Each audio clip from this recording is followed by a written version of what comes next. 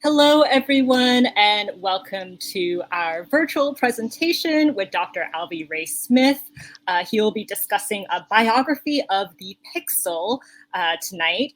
We do have signed book plates available, and to purchase one, just click on the green purchase button directly below the viewer screen.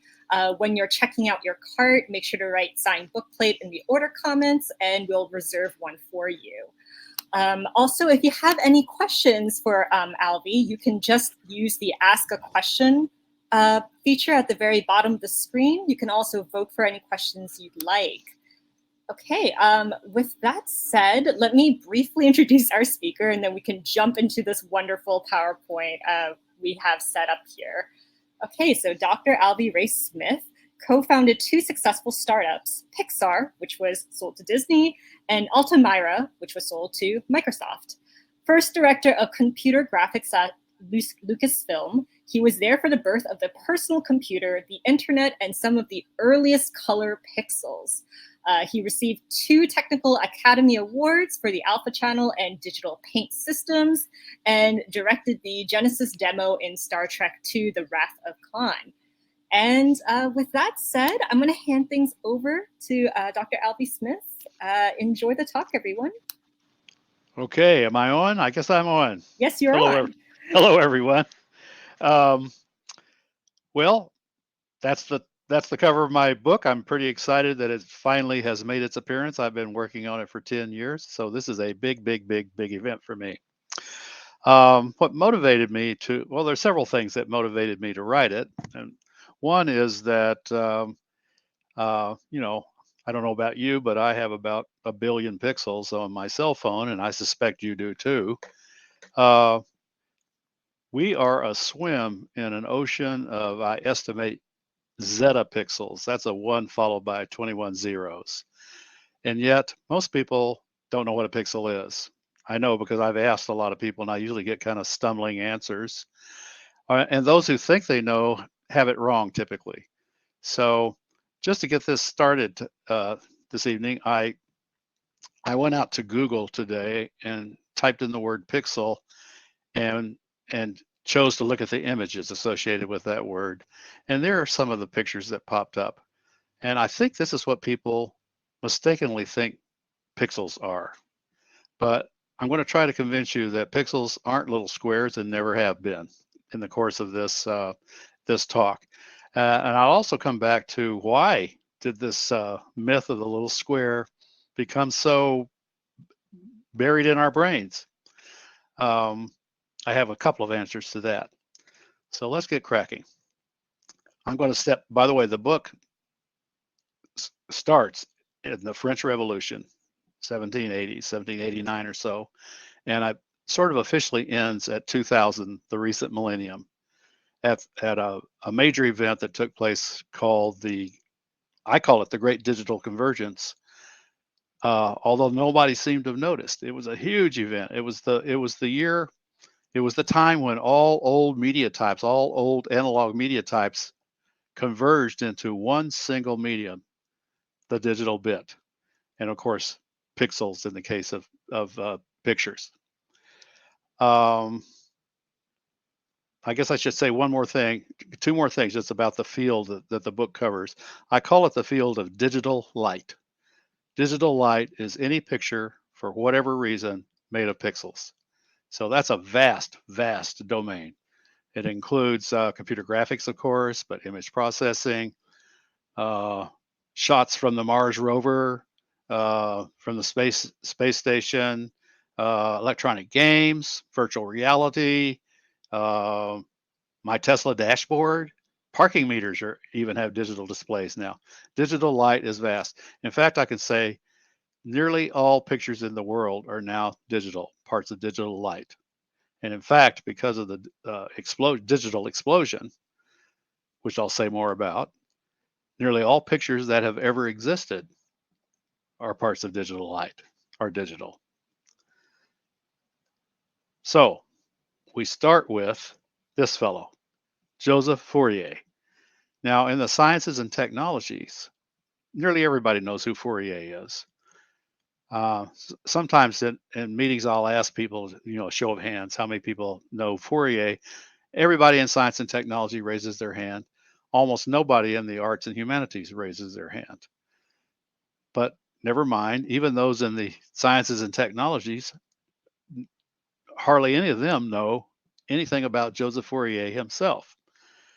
For example, they don't know that he almost got his head cut off in the French Revolution. He was a revolutionary in the French Revolution, but he came afoul of Robespierre, who was the czar of the terror at the time, and got thrown in jail and was due to have his head guillotined off when, lucky for him and our world of technology, Robespierre lost his head instead, saving our guy Joseph Fourier here. Then Fourier ran off with his new friend Napoleon Bonaparte to Egypt, where he was part of the team that discovered the Rosetta Stone. Later in his life, he mentored a young man named Champignon who cracked the hieroglyphs using the Rosetta Stone. On and on. Fascinating character. But why we're talking about him today is because of his theory of waves. Fourier's idea, the way I like to put it, is it's all music. I think nearly everybody understands that music is a simultaneous sound waves at different frequencies and different amplitudes. But Fourier went further than that. He said not only is music a sum of waves of different frequencies, but so is all sound. All sound is such a sum. And I'll give here are pictures of 3 Fourier waves showing you that they all look alike. They're very beautiful waves. They differ only in how fast they wiggle. That's the frequency. And how high they crest. That's the amplitude. So here's the word yes in Fourier representation. It's frequency versus time. Time proceeds to the right. You can see that the accent on yes is in the first part of it, so that's the highest amplitude. And then it ends in the hiss, a very high frequency sound of yes. He went further. He says, oh, it extends to 2 dimensions as well, where waves, the simple waves I've just shown you, are extruded out of the plane to form corrugations like you see here. You'll notice that the edge of these corrugations is the one-dimensional Fourier wave. In fact, any cross-section you make through one of these corrugations is a one-dimensional Fourier wave.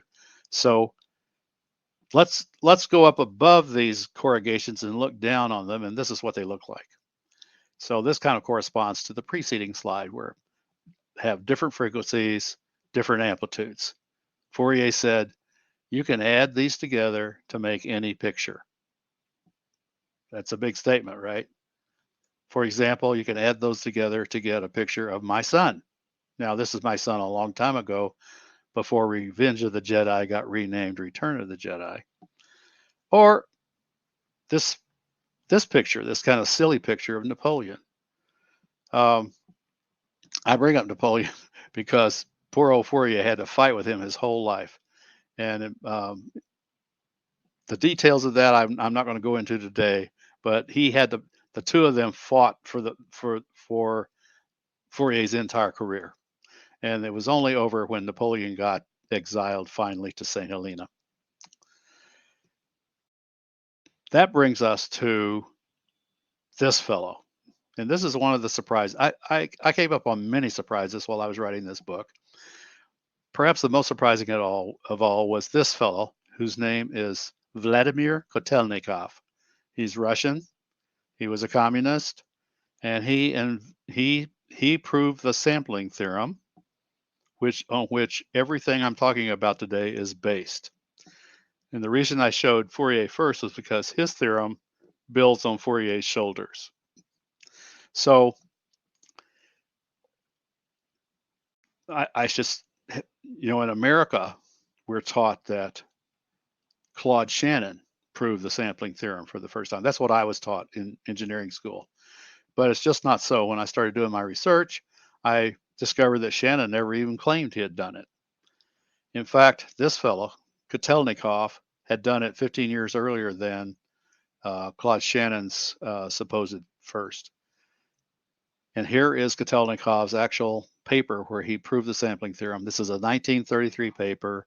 I can't read Russian, but I can read the mathematics, and the mathematics is exactly the same as I use today when I'm talking about the sampling theorem, and that means in all the nuanced forms that I won't go into today. So this fellow lived through, he's a fascinating character. He lived through the entire Soviet era, the Soviet nightmare, you might say. He was born before the revolution. He lived through World War I, the Russian Revolution, World War II, the Civil War between the whites and the reds, the Cold War, and he turned out to be a master cryptographer of the Soviet Union. He even came to, well, I can kind of put him in perspective by showing you the last picture I have of him. That's him on the right, an old man. This is on the 70th anniversary of his proving the theorem shown just above. He's wearing every merit badge of the Soviet Union, the orders of Stalin and Lenin, and the red this and the red that. And he's in the Kremlin, and Putin is knighting him or cavaliering him or chevaliering, whatever the term is, a very elevated honor, some order of the country of Russia, the motherhood, something like that. So why was he so honored? Well, because of this theorem. And what I'm trying to encourage in my book is to give him credit, not half a dozen other people who've tried to claim credit. I think this guy actually did it. He was the forerunner of the KGB. What became the KGB tried to throw him into the Gulag, the famous prison system that Solzhenitsyn told us about. But he was saved from going into the Gulag twice by a woman, a protectress, whose name was Valeria Golubtsova. She was able to keep him out of the camps because her family were close personal friends of Lenin, and she herself was married to Georgy Malenkov. Now, Malenkov helped run the Soviet Union with Stalin, and when Stalin died, he was the next premier of the Soviet Union, just as murderous as Stalin. The last job that this guy had was chairman for 8 years of the Supreme Soviet of Russia. And by the way, he came to America twice that I was able to discover. One time he came in 1957 to Colorado and told us that Russia was going to put up a satellite and was going to broadcast at 2 particular frequencies. And 2 months later, Sputnik went up and it broadcasted exactly those 2 frequencies. In other words, he told us that they were going to put Sputnik up. Okay. That's just a story of this man. What did he do? This is what's really important today is what did he, before I go away from this slide, I want you to remember that shape right there. I call that a spreader, and you'll see why in a moment. So here's the general idea. That wiggly line at the top there, you think of it as a sound amplitude versus time proceeding to the right. The straight line at the bottom is the zero loudness line. Now we know from Fourier that any such curve can be expressed as a sum of those smooth waves that I showed you earlier. I'll come back to that in a moment.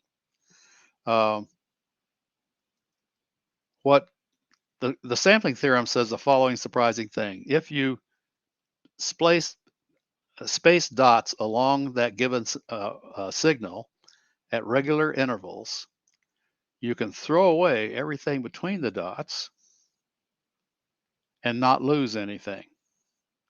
Now I want you to think about that. You have to space, it has to be spaced in a certain way I'll come back to in a minute. But if you do it correctly, you can throw away everything but the signal at the sample points and not lose anything. That sounds to me like you can throw away an infinity of information between each pair of dots and not lose it. I hope you're surprised by that because the sampling theorem is a real surprise and it's the basis of everything we do. I think you can see where I'm headed perhaps. When I generalize this one-dimensional signal to 2 dimensions, it's going to be a picture or a visual scene, and the samples in that case we call pixels. So how do you space those dots? The one requirement is that you find, and this is what Kotelnikov taught us, you find the Fourier wave of highest frequency that's in the sum that adds up to the given signal. We know such a thing exists because of Fourier. And then you sample, you place the dots at twice the frequency of that highest frequency wave. Okay, I hope you're already, so basically what you do is you store the samples, and what Kotelnikov says is that's enough to tell you the entire original signal. The way you get back to the original signal is, remember this shape from the Russian paper? That's the spreader. Before I proceed any further, I need to just point out the spreader ripples off to infinity in both directions. So it's got infinite width, and we can't use it in the real world. We can't use things of infinite width. So we replace it with a good approximation, and this is a popular one, where we still have the hump, we still have the negative lobes, but it goes to zero quickly, so it's a finite width. But the important thing to notice is the spreader has an infinity of points along it. So here's what Kotelnikov said to do. Place a copy of that spreader at each of the samples, just the height, so its amplitude, the amplitude of the spreader matches the amplitude of the sample, and add up the results. That bold line is the original signal back again. So it's not that the samples are the signal, it's that the reconstructed signal is what you're after. For the two-dimensional case, for pictures, that spreader function looks kind of like this. It's a little mountain. And I drop a guillotine down through the top of that little mountain, and you'll see that the bleeding edge is that same shape with, hump with two negative lobes that I use for the one-dimensional case. And in fact, here I'm spreading one pixel, which is a sample at a point, with the spreader. Now then, let me back that up just a minute. I have not mentioned a little square even once. There are no little squares. This is the point. And a pixel is a point sample and cannot be seen. A point has 0 dimensions. You cannot see it. What you see is a pixel after it's been spread with a spreader. Now, how that works in our modern world is that the pixels, when you ask to see the pixels that are stored in your cell phone, say, at that moment, the computer inside the cell phone sends the pixels to the display where there is an array of little soft glowy spots. Those happen to have the shape of a spreader that satisfies Kotelnikov. And it's those little soft glowy spots on your display that represent the reconstructed picture that the pixels themselves represent. So the important point there is the spots on a screen of a display are not pixels. They're frequently called pixels, but they are not. They are soft glowy things, and they vary from manufacturer to manufacturer, from device to device. But pixels are universals, constants of the universe.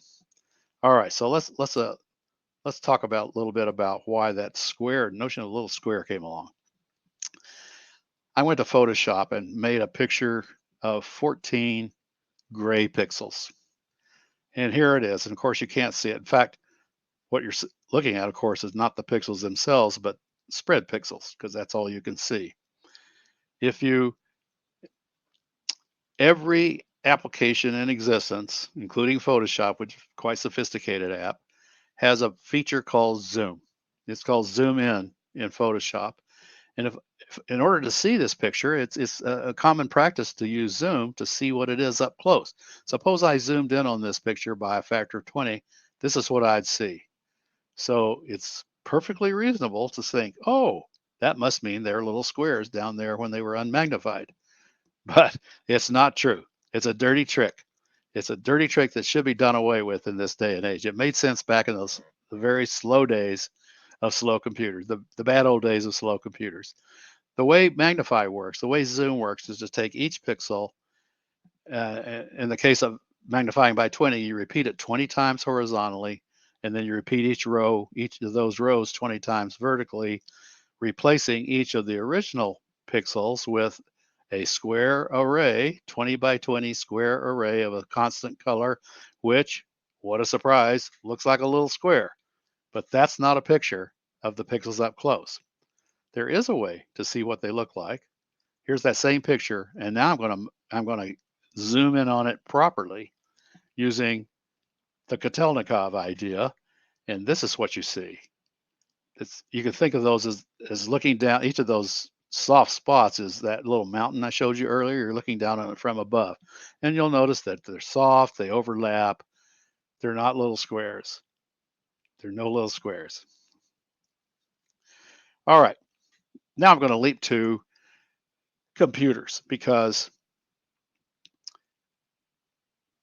my world, my part of digital light is the digital movies, and I kind of concentrate on that the history of digital movies, as you can think of it, an armature from which I can hang the story of everything in digital light.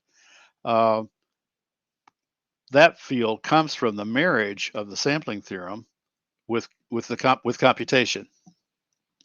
So where did computers come from? Well, Alan Turing invented the computer. I can't say that more strongly. He invented, and by computer, I'm very careful to define what I mean by a computer, an electronic stored program computer. It's if you have a fast adding machine that it's the size of a building and it's made with vacuum tubes, that doesn't make it a computer. It has to be stored program. And a stored program computer is what Alan Turing invented. I stepped through this at very careful detail in chapter 3 of my book. In fact, here's one of Alan Turing's universal Turing machines that I designed to show off his idea. This, believe it or not, can compute Toy Story. It might take the lifetime of the universe to do it, but it's a universal, it's a stored program computer, just a very slow. So immediately, Alan Turing and the guy on the right that I'll get to in a minute, John von Neumann, realized we need to make this idea go fast, and that's what computers are. Their whole purpose is to make computation go fast. Alan Turing invented computation. He invented the idea of the stored program computer, and then the race was on to make computers go fast. So I mentioned von Neumann. I love this picture of him. Von Neumann was one of the few geniuses in the world who understood how profound the idea that Alan Turing came up with was. And he made sure, he helped design an architecture that was widely used, probably still is widely used in building computers. I love this picture because he's the only guy on the edge of the Grand Canyon in a three-piece business suit sitting ass backward to everybody else. He was a party man. He loved dirty limericks, and he would wear lampshades, that kind of thing. Completely different personality type than Alan Turing, but they were both very important. Now, throughout my book, I have this notion. Okay, one of the problems, I was dismayed as I did the research over the past 10 years at how often the story of high technology just had it wrong. And I finally realized it's not because the facts aren't out there. It's just people seem to be hungry for a simple narrative where a single creative genius does it all and the whole world descends from that creative genius. It just doesn't happen like that. In fact, the closest thing we have to that in my entire book is Alan Turing himself. But as you can see with this chart, so here's what I came up with. Instead of the simple narrative, I use family trees, a genealogy, so to speak, of all the people involved on getting a technology started, and it shows how they interrelate with one another and who stabbed who in the back and so forth.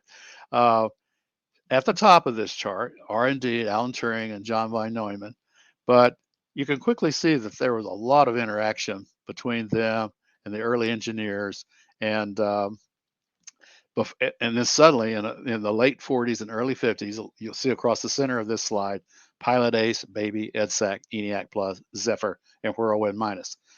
That's just some of the computers that happened on the scene then. Hardware implementations of the stored program computer idea. I'm just going to talk about two of them today, Baby and Whirlwind. Baby, believe it or not, was the name of the first computer in the world, the first electronic stored program computer.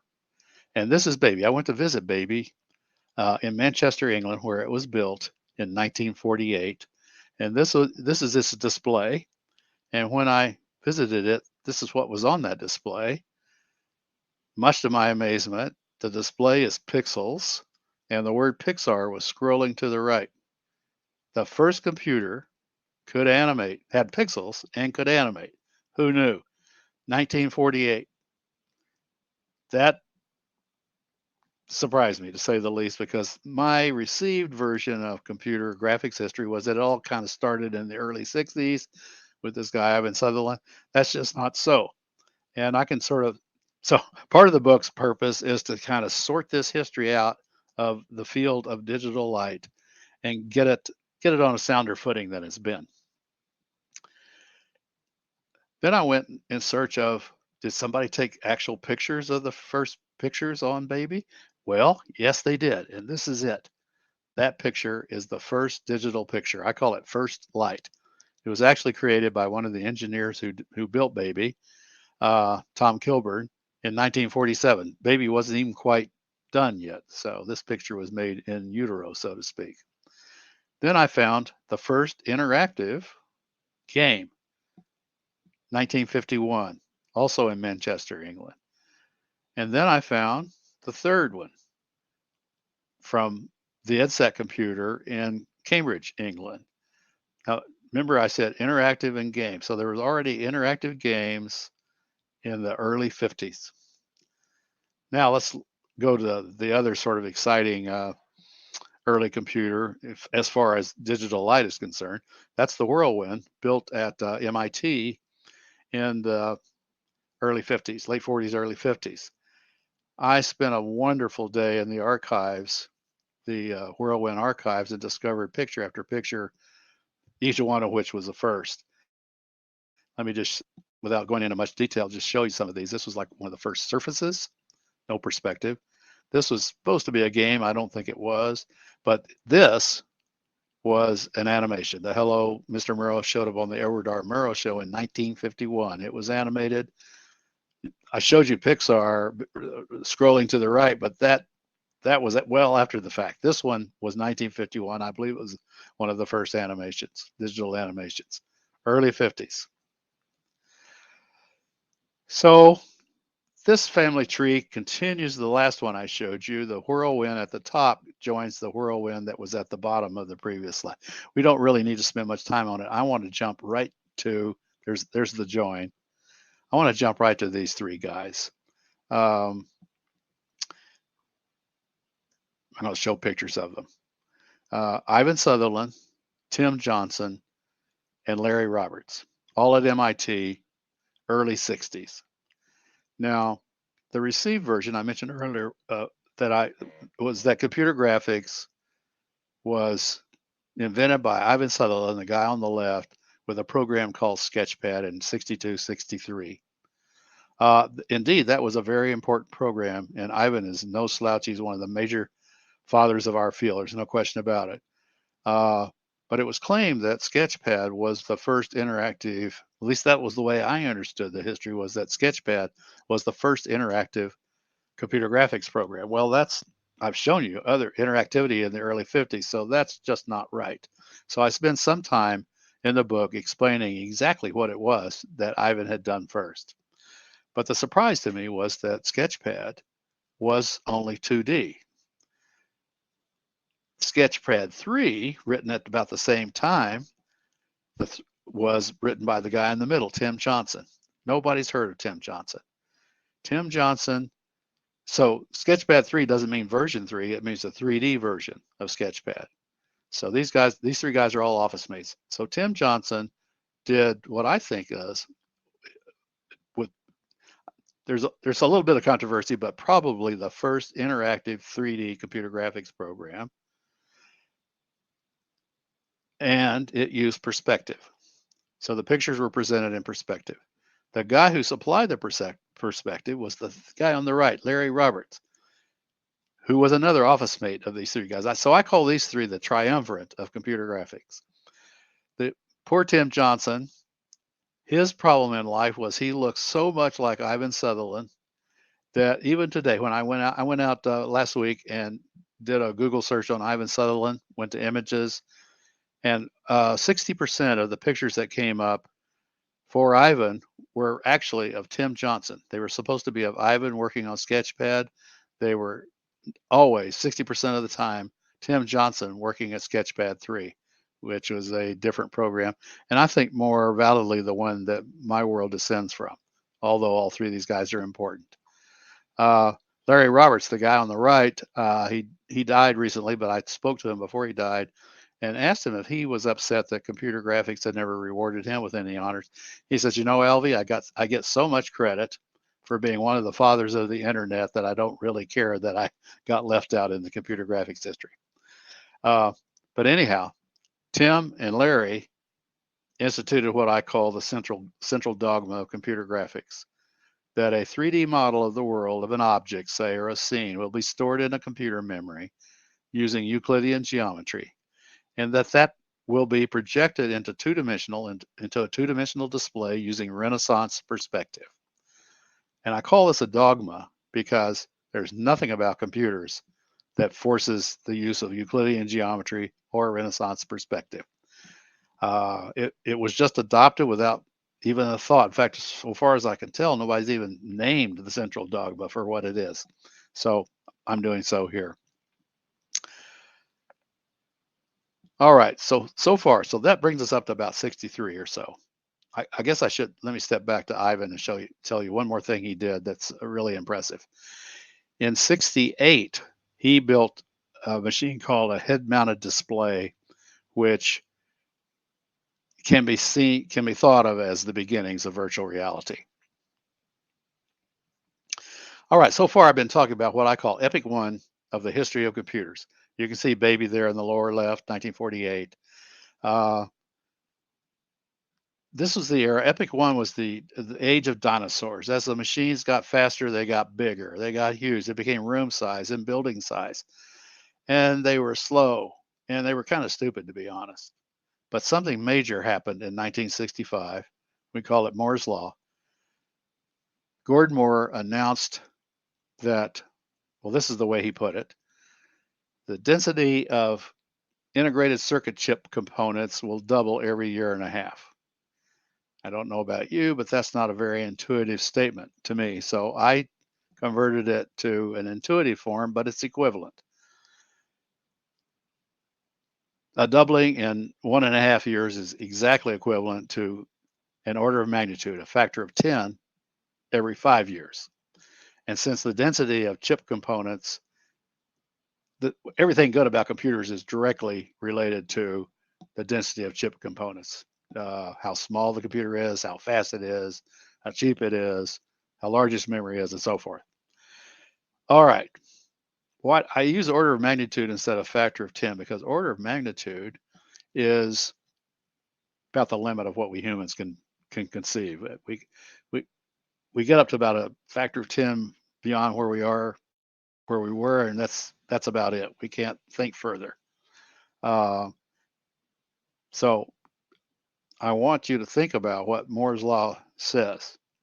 Moore's Law says, oh yeah, we're going to reach one of those order of magnitude requirements for conceptual change every 5 years. He expressed it in 1965, based on little evidence, by the way. Just for a little calibration, I made my first computer graphic program in 1964, so right about then. Where are we today? Well, the Moore's Law factor sits at 100 billion today. Because of Moore's Law, everything good about computers today is 100 billion times better than they were in 1965 when I made my first graphic. The other point I'm trying to make strongly here is you cannot know what that means. We humans don't understand what order of magnitude means. We're lousy at exponential explosion, as the recent COVID crises show again and again. We don't understand exponentials. And we're going to reach 1 trillion X in just a few years. This is the dynamo. This is the supernova. This is the dynamo that has driven the entire digital revolution. I've ridden it my entire lifetime. So have you, and so probably will the next generation. I can say further about the future, but I hesitate because just by the very nature of this, we can't tell what it's going to do. All right. So now let's start talking about epoch 2, the Moore's Law epoch. This chart is way too complex, so I'm going to just concentrate on the part that I know best, the New York Tech, Lucasfilm, Pixar, Toy Story branch. It's a weaving together of several braids that started 3 flowcharts back.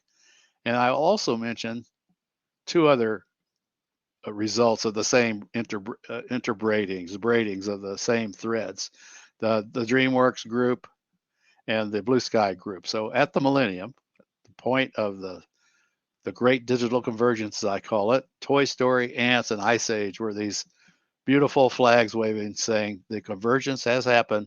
This is it. Welcome, future. One of the first contributions of Moore's Law, one of the first things about epoch 2 that's notable to me is that's when we got color. You've probably noticed there has been no color in my presentation so far. It's all been black and white pictures. Computers were too unpowered, not enough power to do color. So one of the things that I wanted to find when I'd found the first pixels, I wanted to find the first color pixels for this book. And I eventually solved the mystery in a very delightful way. I met the 2 old engineers who had actually made the first color pixel picture, and this is it. Rob Rougelot and Bob Schumacher, in their 80s now, invited me to visit them in Salt Lake City, and I did. And after about 7.5 hours, I staggered out of this marvelous meeting with these guys, and we had gone over all the details of what they had done, and we found the very moment when the first color pixels came alive. And you'll notice that they're not only color pixels, but this is the first example of color shaded graphics. That lunar, and this is what they did was they built a simulator for the Apollo Moon project. So the Apollo Moon project brought to us via these 2 guys in 1967, just 2 years after the announcement of Moore's Law, color pixels and shaded color graphics.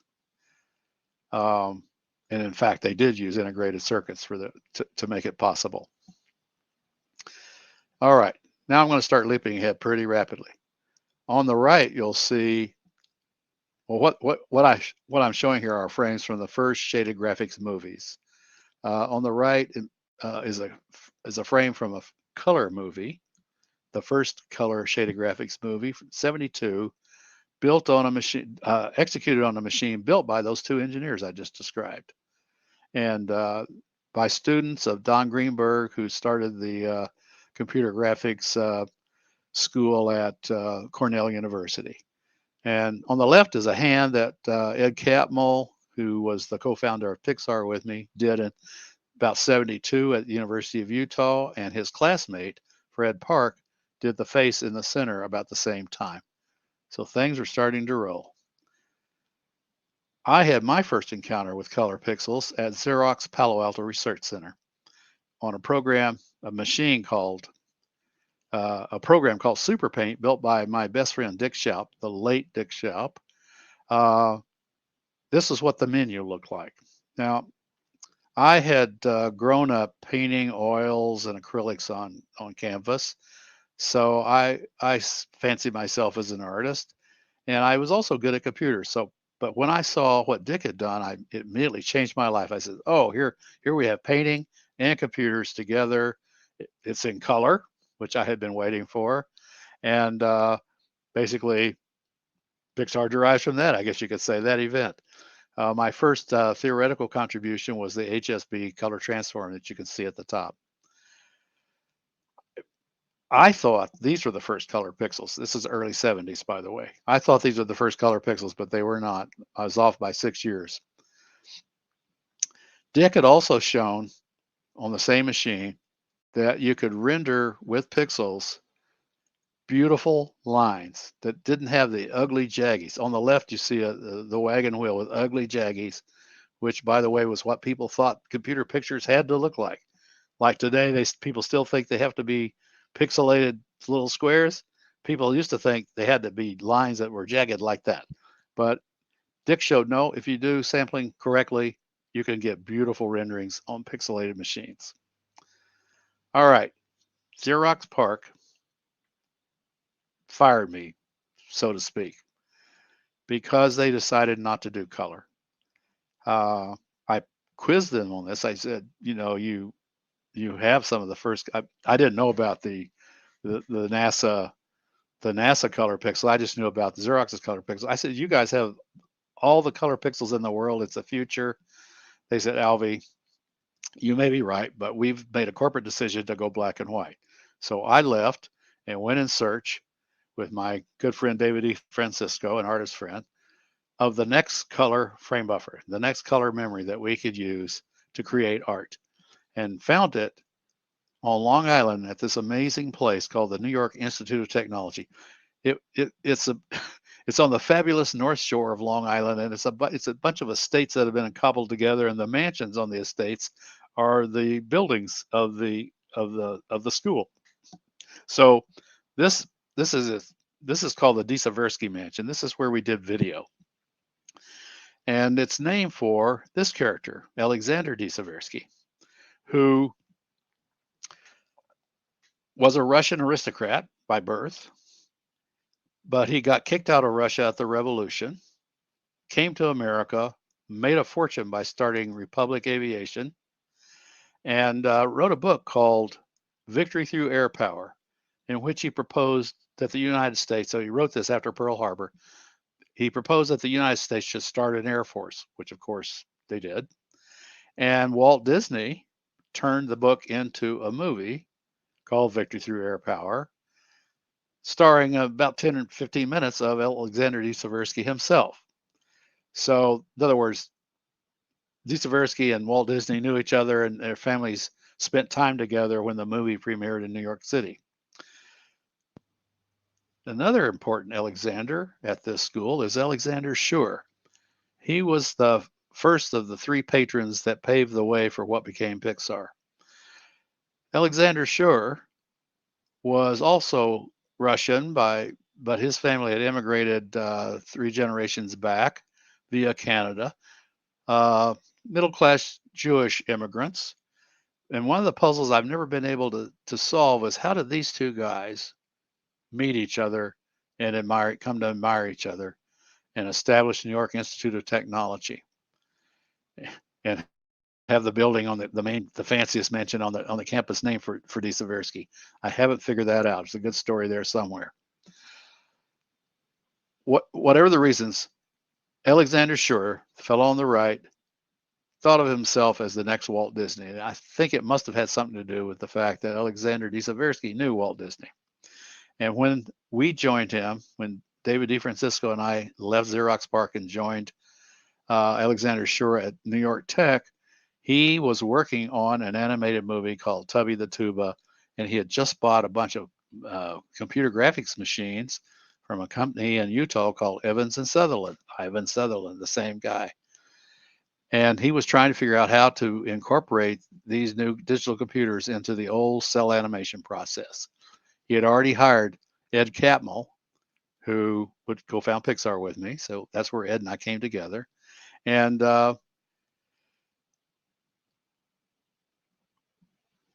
that started a whole new era of computer graphics.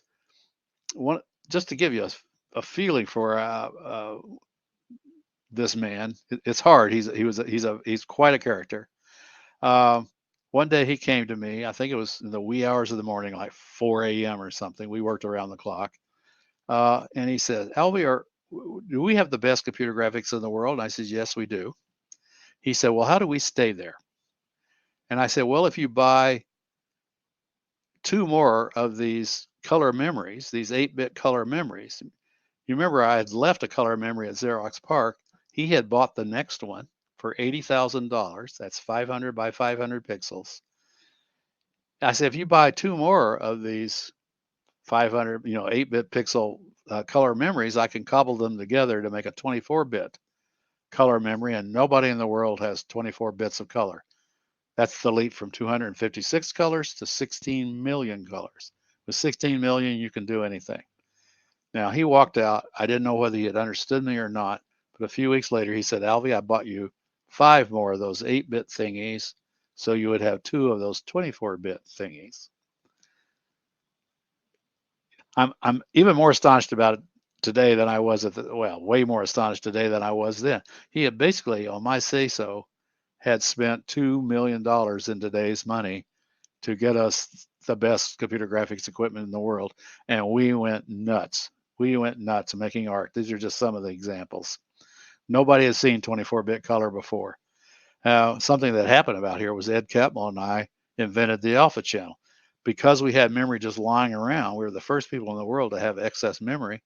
It was easy for us one day to just add a 4th channel to RGB and alpha being the transparency channel used for compositing and for which we achieved an got an Academy Award, along with 2 geniuses, Tom Porter and Tom Duff, who added to the theory. Also at New York Tech, I had one of my most important mentorships. An artist named Ed M. Schwiller, that's him on the right. I'm the guy with the black hair, believe it or not, showed up with a Guggenheim Fellowship wanting to make a movie with this new stuff called computer graphics.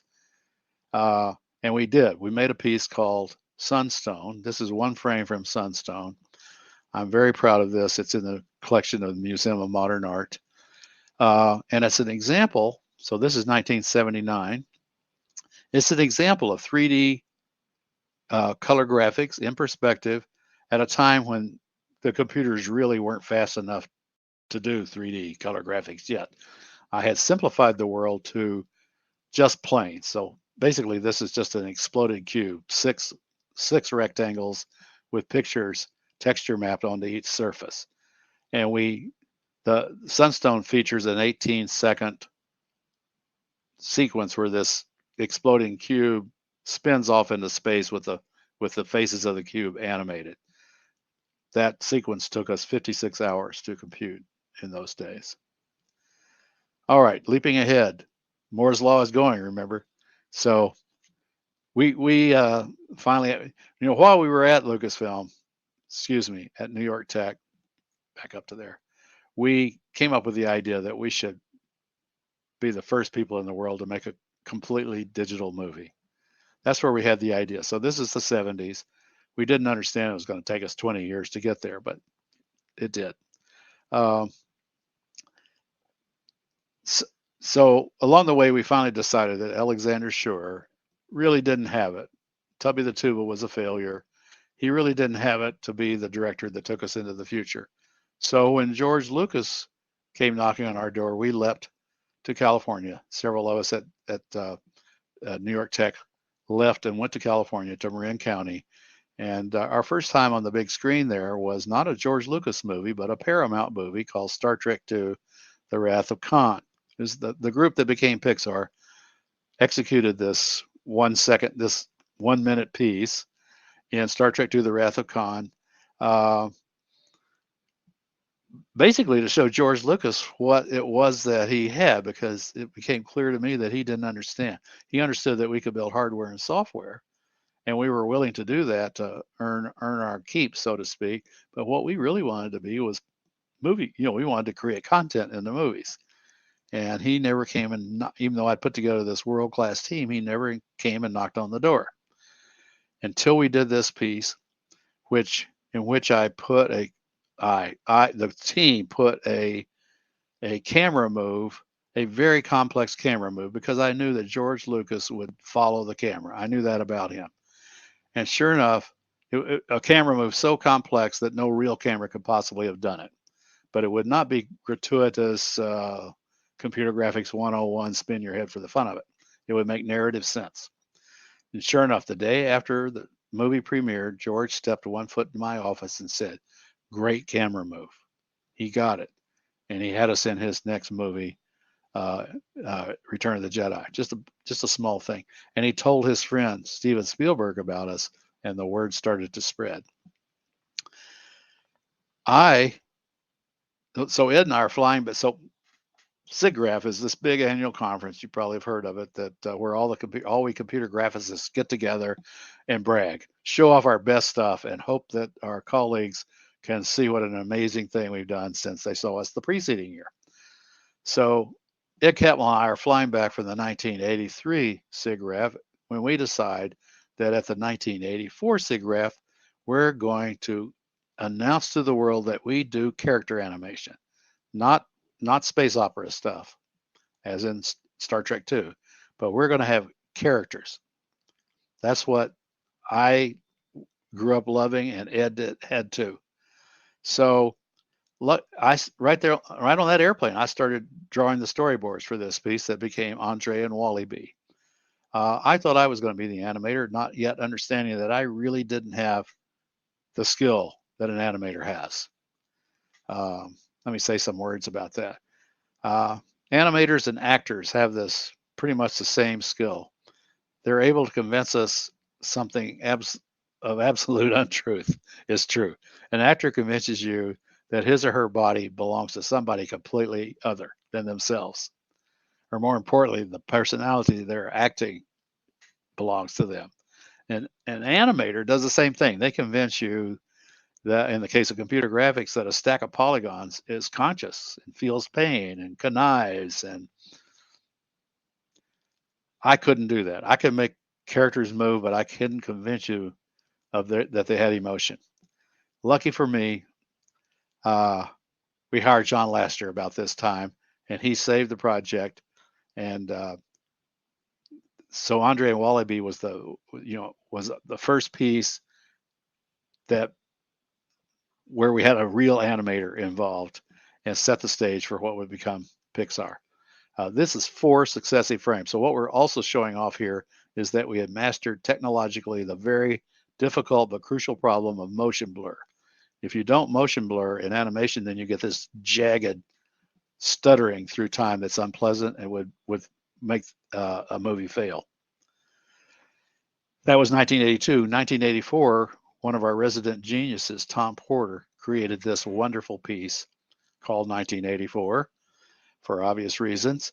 And we had to tell people that it's not real. This is a completely fake picture. But its purpose was to show that we had mastered the central dogma, to be honest. Let me put that up. The central dogma revisited, because not only are we using Euclidean geometry now in our dogma and Renaissance perspective, but we're using Newtonian physics for all the optical paths and how fast how balls move, how pool balls move and interact with each other. It's all Newtonian. Again, there's nothing about computers that restricts us to Euclid, Renaissance, and Newton. Then an important thing happened. I guess I should back up to about right now. The George Lucas and Marcia Lucas, their marriage is failing, and they're going for a divorce. I think it probably had already been announced at this time. So our world was under hard change. Let me just put that in your memory. So about this time, a large Japanese company called Shogakukan knocked on my door and said, "We'd like to make the first completely digital movie in the world with you guys, based on a very popular character in Asia known as the Monkey King, based on these ancient tales from the Journey to the West. And here are some artistic renderings." So immediately, and I was a fan of the monkey story, so I was all for this. Immediately, John Laster started drawing character studies for the Monkey King. We started doing market studies and story treatments and so forth. And then one day I said, I've got to figure out what to charge this company. So I sat down. Now, remember, nobody had ever costed a 3D computer animation before. Sharpened my pencil and pulled out what I knew about everything and came up with a number. And much to my dismay, I realized Moore's law had not arrived yet. I thought it had, but it had not. We were still off by an order of magnitude, both cost-wise and time-wise. In other words, this movie if we had tried to compute the monkey movie, it would have cost us too much to be realistic, and it would have taken, and even worse, it was going to take 3 years to execute it. That's out of the question. So I had to back out just about the time that Pixar formed. But what's important about this is Ed and I knew right at that moment that we were an order of magnitude 5 years shy of being able to make a movie. Okay, so I went, knowing that the divorce was underway, I went in to see Ed and I said, Ed, George never really understood who we were. He just lost half his fortune because that's the way divorce works in California. He can't support us anymore. He's going to fire us. And we put together this team of 40 amazingly creative geniuses of one type and another. It would be a sin, I said to Ed, to let this group disperse. Let's start a company. All right, to give them a home. Now, you got to understand, this is two computer nerds talking to one another. We didn't really know about how to start companies. So what we did was Ed agreed, and we decided that we knew that it was too soon to do a movie. So we decided, well, we'll have to build hardware because that's the only thing that makes enough money to support a group of our size. And we had built a prototype machine called the Pixar Image Computer for George Lucas. Let's turn that into a product. That was the idea for the company. We went across the street in Marin County to a bookstore called A Clean, Well-Lighted Place for Books. And we each bought 2 different books on how to start companies. And the amazing thing is that it worked, but it was really hard. We went through 45 funding opportunities. 35 venture capitalists heard our story and turned us down. 8 large corporations turned us down. We almost closed the deal with General Motors and Philips of the Netherlands. Almost. At the very last moment. This is at the moment after everybody's shaken hands and said yes, because that same day, plus or minus 1, H. Ross Perot, who was running the division at General Motors we were involved with, insulted the board of directors of General Motors. That story broke in the Wall Street Journal, and everybody knew that anything that had to do with H. Ross Perot and General Motors was dead. Our deal was right there in that crack. We got thrown out. Ed and I are flying back, getting in a limo to fly back, and we are frantic. We've been through, 45 possibilities, and everybody said no. And that's when we did a Hail Mary. We said, let's call Steve Jobs. Now, we knew Steve because he had, after he had been kicked out of Apple, he called us down to his mansion, Ed and me and our financial guy, Ajit Gill, and proposed that he buy us from George Lucas and run us. And we said, no, we want to run our own company, but we'll accept your investment. And he agreed. But the number he offered to Lucasfilm, who was part of any of these negotiations, was about half of what General Motors and Philips was offering. At this point, we said, Steve, make exactly the same offer again with the low ball number. Make it again. Everybody's at the end of their tether. We think Lucasfilm will accept it, and they did. So that's how we got Steve Jobs to be our investor, our venture capitalist. He did not buy Pixar, as often reported. He was our majority shareholder. This is the 3-volume set of papers that defines Pixar. It also, if you read it carefully, it says we're buying the technology that we created at Lucasfilm. We're buying the rights to that technology because that's what the Pixar image computer, so that we could turn it into a product. And we were also issuing Series A stock to Steve Jobs. So we were a hardware company, not a movie company. Steve Jobs was a hardware guy. definitely not a movie guy. He never talked movies to us. And we went through 5 years of trying to be a hardware company and really failing. I mean, we had a beautiful piece of hardware, but it was too expensive and too hard to program. And Moore's law was going to leave it behind shortly. It we would have, if we had been a Silicon Valley startup, we would have died 3 or 4 times. But Steve Jobs couldn't sustain that embarrassment of failing after Apple, so he would tear Ed and me apart, but he would always write another check and take some of our equity away until after several of these refinancings, he did finally own Pixar, but he had bought it from the employees. What finally happened was this. 5 years passed. Moore's law got to the next order of magnitude. Disney knocked on our door and said, let's make that movie you guys always wanted to make. And they paid for it. Will paid for it. They basically saved Steve's financial situation. I might add that he made the brilliant decision at that point, absolutely brilliant, to take the company public on nothing more than the fact that we had this movie in the can, and became a billionaire overnight. That's Steve Jobs. But what I'm trying to emphasize is that his relationship with Pixar was only financial. And we finally got to the first movie. And not only that, but remember I showed you those other companies. DreamWorks did Ants, Ice Age, Blue Sky did Ice Age, and these movies, amongst others, announced to the world that the great digital convergence had happened and the world of digital light was underway, and we've not looked back. And I'm going to stop my presentation there. All right. So I'll close the window for you. Okay. All right. So we are a little bit over time, but I think it would be a waste to not go over at least some questions that the audience have before we close for the night. So let me just open our questions. Okay. So this question is from Peter.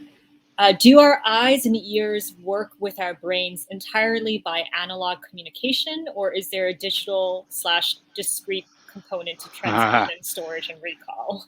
Yeah, I saw that question. That's a great one. I don't know. I don't know how the brain works. I've thought a lot about how the eye part works.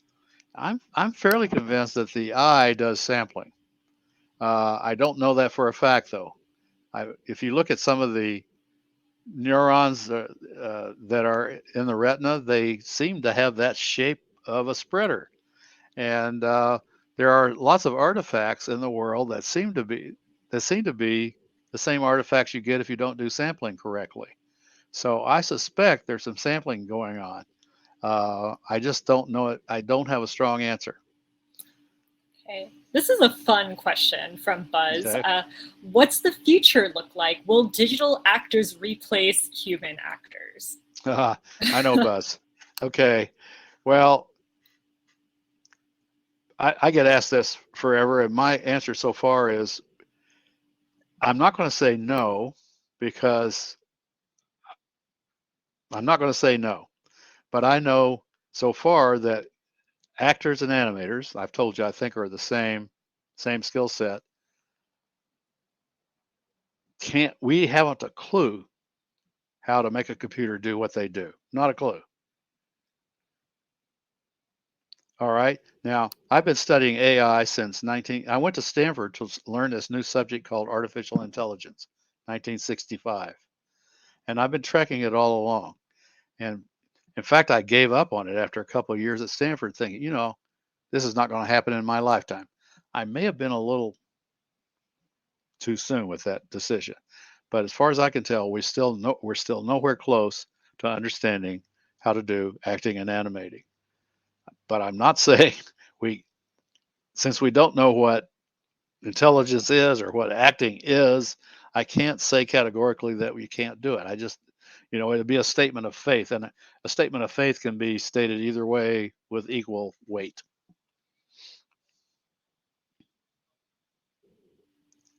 You froze there for a second. Sorry. I did what?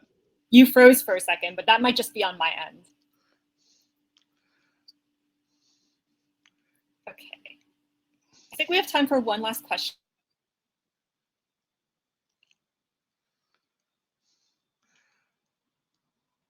I saw one question went by that's kind of amazed me. There was a fellow named Benjamin, I think, who said he had met me at the Matterhorn. I was getting prepared to climb the Matterhorn.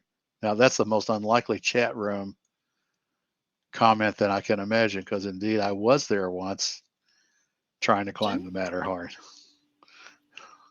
It's a fun adventure. I didn't make it, by the way, but I did get to see a great chunk of Southern Europe that summer, using Zermatt as my center point. It rained all the time. People are curious where the word pixel come from. Oh, pixel is easy. It's an abbreviation of picture element.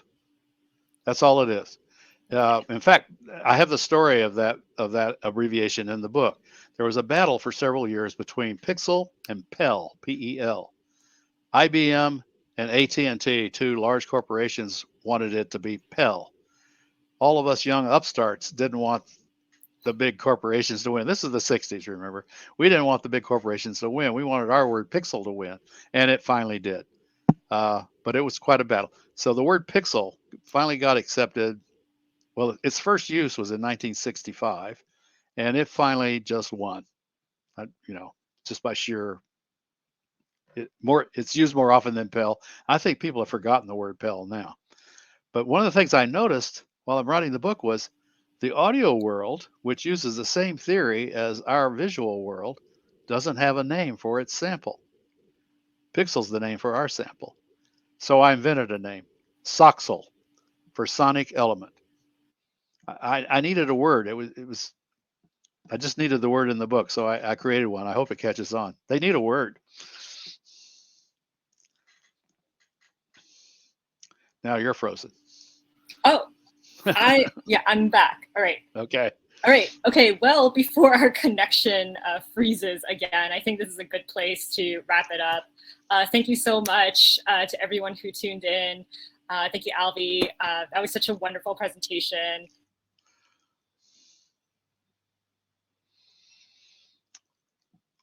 Shall I just start in here because you're frozen? I hope you enjoyed the book. Let me just put it that way. I had a lot of fun writing it. So, bye.